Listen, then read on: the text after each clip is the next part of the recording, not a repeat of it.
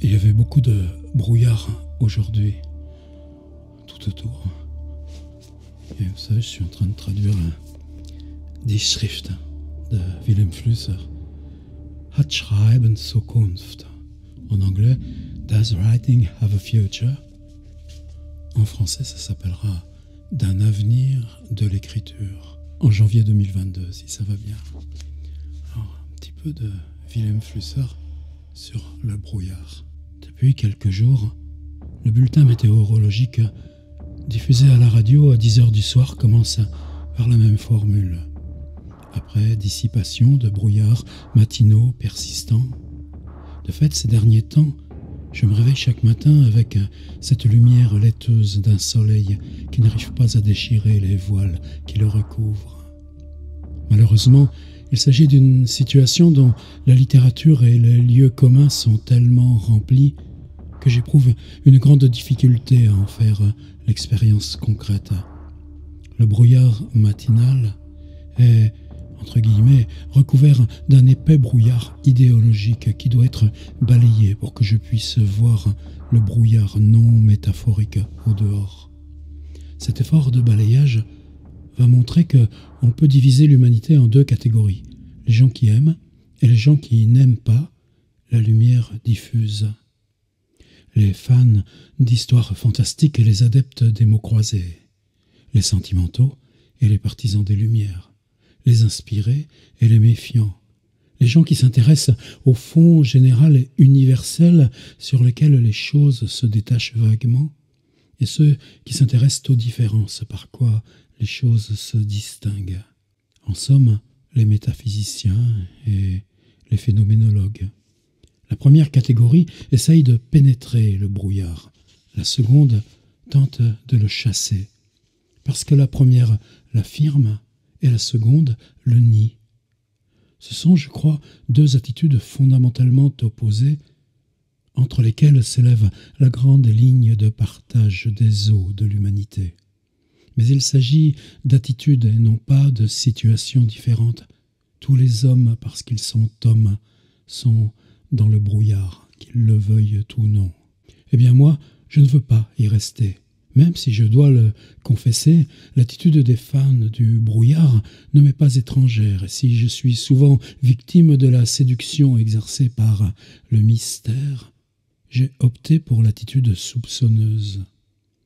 Chasser les brouillards et tenter de montrer qu'il s'agit de brouillard et de rien d'autre me paraît être la seule attitude digne.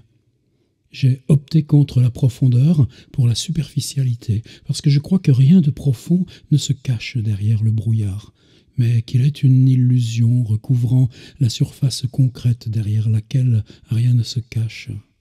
Ce n'est pas, comme il le semble, un jeu de mots.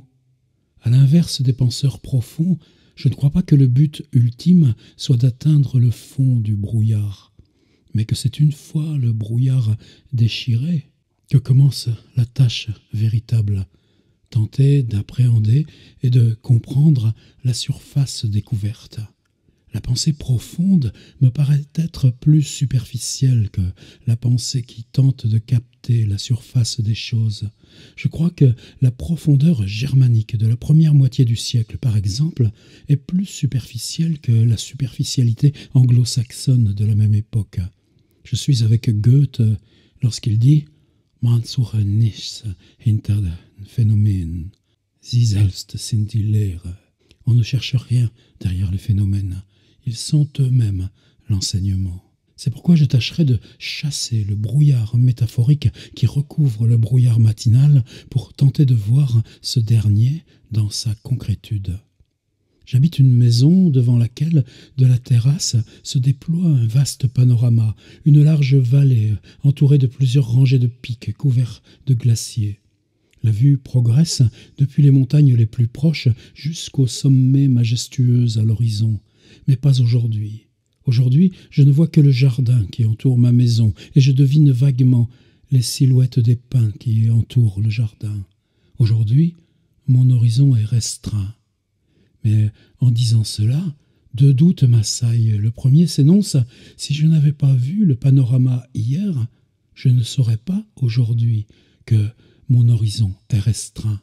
Le second doute s'énonce, tous les horizons sont larges parce que ce sont des horizons, c'est-à-dire des limites du fini conduisant à l'infini. Le premier doute implique que le brouillard n'est qu'une limitation pour qui sait qu'il s'agit de brouillard. Le second implique que vouloir élargir les horizons en chassant les brouillards est une tâche absurde. Les deux doutes doivent être considérés sous l'angle du brouillard concret qui entoure ma maison, et le second avant le premier. Voici une anecdote sur la conquête de Syracuse par les Romains. Un centurion s'introduit chez Archimède pour l'inviter à être ingénieur dans les légions romaines. Archimède refuse en affirmant qu'il n'avait pas le temps. Les problèmes du cercle l'absorbaient. Le centurion s'étonna d'une si grande aliénation. Comment peut-on se préoccuper de cercle quand l'Empire est en train de conquérir l'orbis terrarum? Justement, répondit Archimède, je prétends démontrer qu'il ne sert à rien d'augmenter la circonférence des cercles parce que le rapport entre la circonférence et le rayon est constant. Face à une aliénation aussi subversive, le centurion ne pouvait que tuer Archimède. L'anecdote ne peut être assimilée à une parabole sur le conflit entre engagement dans l'histoire et engagement dans les formes. Parce que le véritable problème que pose l'anecdote est le suivant. Si le progrès, considéré d'un point de vue formel, n'a pas de sens, si élargir les horizons, c'est rester arrêté sur la même forme, quel sens y a-t-il à étudier les formes? En d'autres termes, si les cercles d'Archimède rendaient absurdes les machines de guerre romaines, même si de telles machines étaient fondées sur ces dernières, que faisait Archimède? De la théorie pure? Dépasser la politique par la contemplation des formes? Oui, mais en contemplant les formes, Archimède n'était-il donc pas, lui aussi, en train d'élargir les horizons? C'est-à-dire, ne restait-il pas arrêté sur la même forme? Le problème soulevé par l'anecdote est le suivant. L'argument d'Archimède contre le centurion peut être retourné contre Archimède lui-même. Non pas le centurion est progressiste et Archimède un réactionnaire aliéné, ce serait l'argument du centurion romain, mais plutôt Archimède est aussi progressiste, par conséquent absurde que le centurion romain. Tous deux avancent en dissipant les brouillards. Seulement les brouillards sont différents. Si l'argument d'Archimède était correct, la théorie serait aussi absurde par la praxis, et il ne resterait plus aujourd'hui à Syracuse que cynisme et stoïcisme. La position cynique face au brouillard qui entoure ma maison est la suivante. L'horizon que je vois aujourd'hui est aussi bon que celui que j'ai vu hier. L'horizon du paysan du Nord-Est est aussi bon que celui d'un étudiant de Harvard. Et la position stoïcienne face au brouillard qui entoure ma maison est la suivante. Si j'acceptais l'horizon d'aujourd'hui comme j'ai accepté celui d'hier, je me satisferais des deux. Le paysan sera heureux, non pas s'il parvient à élargir son horizon, mais s'il parvient à s'en contenter. Les positions cyniques et stoïciennes sont logiques et d'un point de vue existentiel indestructibles aujourd'hui comme à Syracuse. Dans ce sens, l'argument d'Archimède contre le centurion et contre lui-même reste parfait. Les deux positions sont un véritable dépassement de la politique, non pas par la théorie, mais par la négation des valeurs. Mais ce sont des positions insoutenables du point de vue éthique aujourd'hui, comme à Syracuse, et le brouillard autour de ma maison en donne la preuve. Il me suffit de quitter ma terrasse et de marcher en direction des pins que j'aperçois à l'horizon. L'horizon cédera devant mes pas. Hier, lorsqu'il n'y avait pas de brouillard, l'horizon n'aurait pas cédé.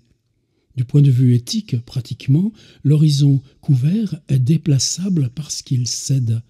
L'horizon de la vision, par temps dégagé, ne cède pas. Ce sont deux horizons différents. Le premier est l'indice d'une situation indigne, car il me limite dans la mesure où je le lui permets.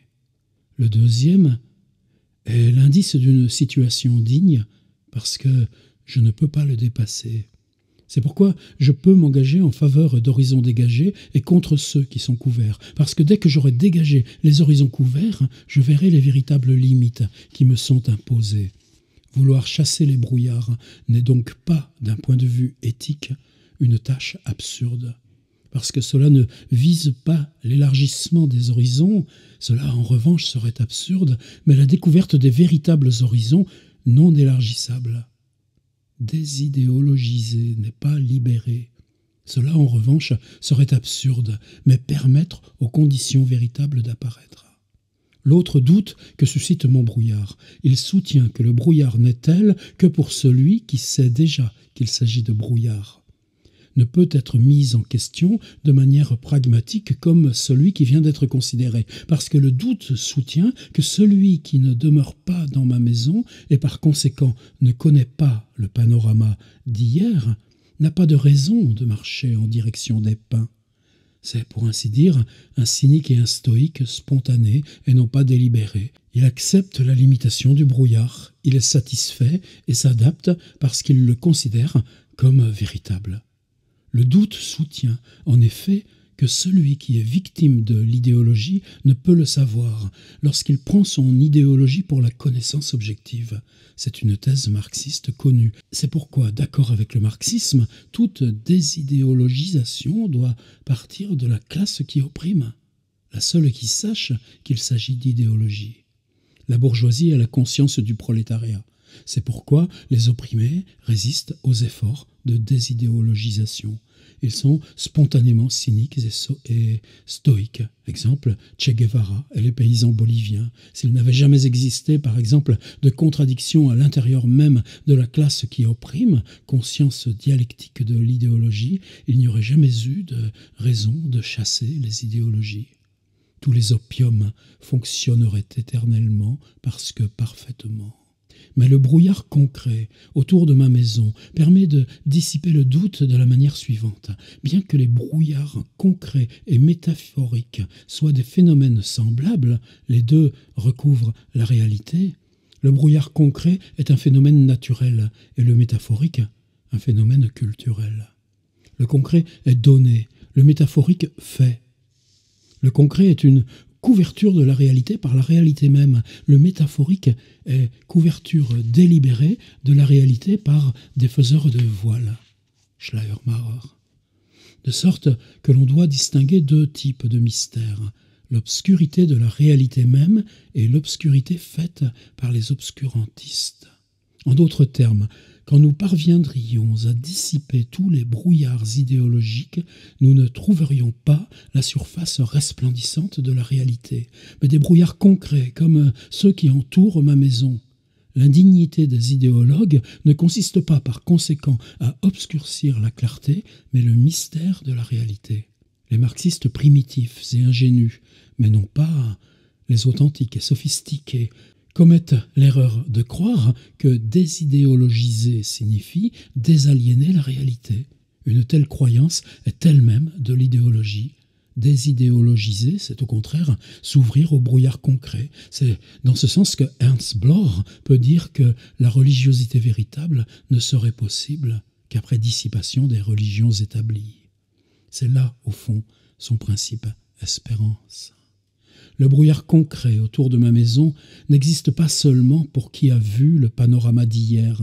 Il en émane une atmosphère différente. L'atmosphère d'hier était de clarté, où les différences apparaissaient. Celle d'aujourd'hui est de lumière diffuse, où les différences sont gommées.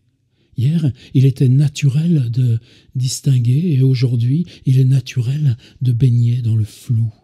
Hier, la raison était adéquate à la scène et aujourd'hui c'est l'intuition. Bien que je ne veuille pas me trouver dans le brouillard et que je préfère le panorama d'hier, je ne peux échapper à l'atmosphère d'aujourd'hui. Bien que je préfère faire partie des méfiants, je ne peux m'empêcher d'inspirer la nébulosité concrète qui m'entoure. C'est justement pour avoir entrepris de chasser le brouillard métaphorique que je suis obligé de laisser le brouillard concret me baigner et pénétrer mes pores. Et tel est l'enseignement du phénomène, pour le dire avec Goethe. Le sentiment religieux ne s'impose concrètement qu'après avoir entrepris de nier et d'écarter les voiles idéologiques des religions établies.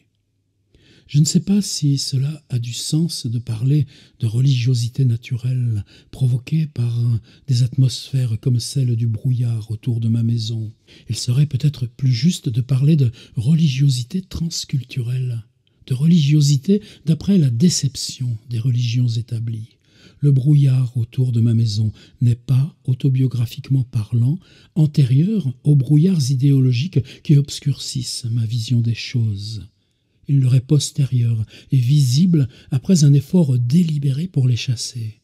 L'authentique homo religiosus n'est pas primitif. Le primitif, si tant est qu'il existe, est victime des idéologies les plus grotesques. L'authentique homo religiosus est un soupçonneux et un déçu.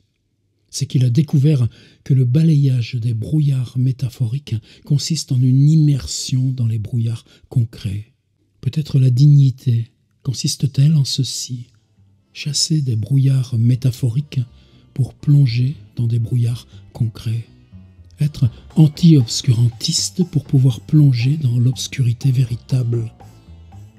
Mais c'est ici que l'on doit confesser la terrible difficulté de distinguer l'obscurité créée et donnée. Pourtant, on doit les distinguer. Ce n'est que grâce à la distinction, raison, que l'on peut plonger dans le brouillard véritable. Je vais vous lire la table des matières.